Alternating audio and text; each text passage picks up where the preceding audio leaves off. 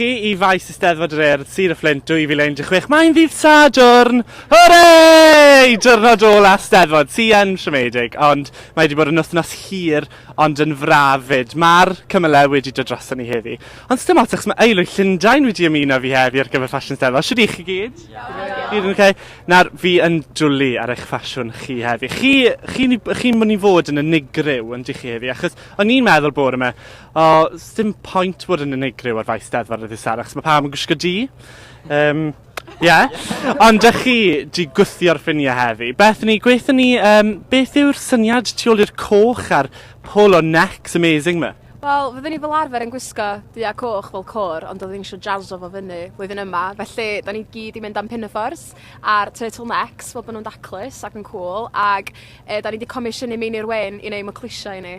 A dysgwlwch ar y mwclis yma. Sgwlwch hyd yn oed. Dychwelyd sy'n mylysu pob mynd. Bethany, gweithio ni, beth yw ystyr y dyfyniad yma? Mae'n golygu bod ni'n gadael Cymru, mae cael dod yn ôl, da ni'n cael gwerthfawrogi y wlad a'r iaith cymaint yn fwy, achos yn bod ni wedi bod i ffwrdd. A mae'n hyfryd cael chi, aelwyd tu allan i Gymru, tu allan i Gymru yw un o'r cangen, yn dyfa, aelwyd Llundain. Pryd ydych chi lawr i Fflint? Dyfa neithiwr bore yma, Siôn y hir? Bore yma, ben bore yma. Pa mae'r hir gymrodd yna i ti? Oedd yn bad, gynnu ni 2 newid, so hynna'n ffyn. A os chi'n gallu gweld fyd, so mae gen y merched y mwclis, a mae gen gyn o'r bechgyn brooches bach pert fyd, sy'n...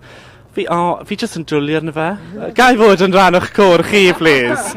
Hyfryd. So, ydych chi'n hyderus ar gyfer heddi? Ydan, edrych ymlaen. Good. Wel, diolch o galon i chi am ymuno fi. A dyna ni am yr wythnos. Diolch o galon i bob un ohonoch chi sydd wedi bod yn gwylio ffasiwn Eisteddfod. A gobeithio, croeso bysedd, os newch chi gefnogi, fyddwn ni nôl blwyddyn nesaf. Ond am y tro, hwyl fawr.